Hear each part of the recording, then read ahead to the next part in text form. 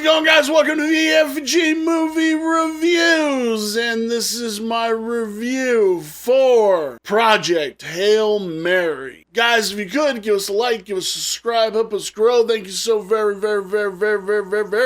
much. Now let's get right into this review. I thoroughly enjoyed this movie. I was on the edge of my seat with whatever was going on in this. Finding out that he was forced to do this, that was one of my favorite scenes in the movie, is when he's like, I'm not an astronaut. And he's like, keeps going, he's like, can I have some time to think about it? And she's like, you got 3 days or whatever she said. And he comes back to her and he's like, I'm sorry, but no. I don't want to do it. I don't want to go. And I like that. I like that the reluctant hero still was the reluctant hero and didn't want to have to do it.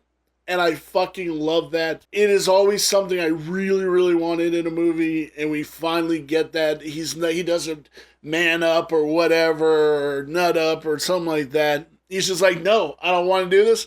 And he runs off, and he gets forced into doing it. And imagine waking up in space, no way to come back, 4 years away from your planet. What a fucking mindfuck, right, man? And eventually he does man up, and he's the only one up there. The captain and the other person, the navigator or whatever, are dead. He still has to figure out the job of this and dealing with that there's no coming back from this. I do like the little hollow chamber that they give them to be able to like kind of have some resemblance of where they came from or what they need it for. And I really did dig that. It's funny, and I know people shouldn't really name drop other like creators, especially when you're talking shit about them. But I have to say, Grace Randolph, I did enjoy her just backpedaling so bad after she treated Ryan Gosling like shit, that he wasn't a star, he couldn't carry a movie, and then he gets his movie and he fucking knocks it out of the park. It was absolutely fucking brilliant to see it, and I loved when she had to eat her own fucking words, which she does on a regular basis. It takes time. It takes time for an actor to get a role where you're like, he is a next level god. Drive was that. And yeah, did he fall into a bunch of productions that weren't as good? Yeah, but he was great as Ken. They probably could have done a standalone Ken movie. I don't think they are, because I don't think they are doing another Barbie movie. But like, he's there, man. He's cool. I would love for a homeboy from Walking Dead to play Ghost Rider, but I could also see Ryan Gosling playing Ghost Rider. I want the Robbie Reyes version, but I could see him. Danny Ketch, I could see him playing Danny Ketch. I don't think they should do Johnny Blaze. I think they should do Danny Ketch. But overall, beyond my little tangent, I fucking loved this movie. This movie and the introducing of Rocky, I know a lot of people were shitting on, why did they need to put this character in there?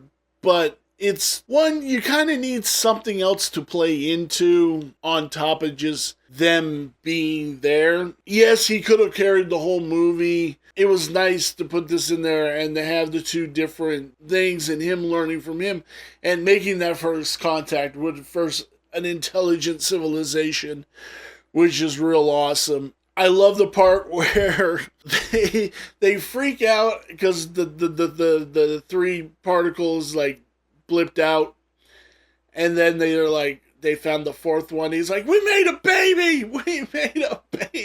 and they're like all high-fiving, excited about it. This movie was great, man. Weir, the director, there was a couple of things that my buddy had read the book, and I had to ask him. I was like, hey, catch me up with this, and this. Did they cover this, or did they not cover this in the book? But I think for somebody who's never read the book, this was awesome. I am going to go back and read the book. Books are always better. Books are 100% always better. You can just take more time flushing out a story than you can in a movie, which I think we need to get to the point where we are flushing out stories better in movies instead of taking shortcuts and being like, well, we can do this, this, and this to condense that part. I like long movies. I do. I like long movies. Short movies are good for every now and then, but I'm a fan of long movies. I get it. Not everybody is, but I'm a fan of long movies. But this movie was great. This movie was real awesome. The Rocky character was badass. The end where he goes back and saves Rocky and then goes to his planet to find out in the book that he has like stayed there for like 20 years. And he's like, I may go home eventually. You never know. I thought that was great. This whole movie was fucking awesome. What are the ratings for Project Hail Mary? The store, Letterboxd is a 4.3 out of 5. Rotten Tomatoes is a 94 critic score and a 96 audience score. And IMDb is an 8.4 out of 10. But where does this lie on the most important 5-star scale? The story is a 4.5. The cinematography is a 4. The characters are a 4. The design is a 4, which brings our total to 4.25. Guys, let me know down below. Were you a fan of Project Hail Mary? Did you love Rocky like I did? I'd sure love to hear you guys' thoughts on all of that. Give us that like, give us a subscribe. Thank you so very much, and I will see you in my next review. Bye.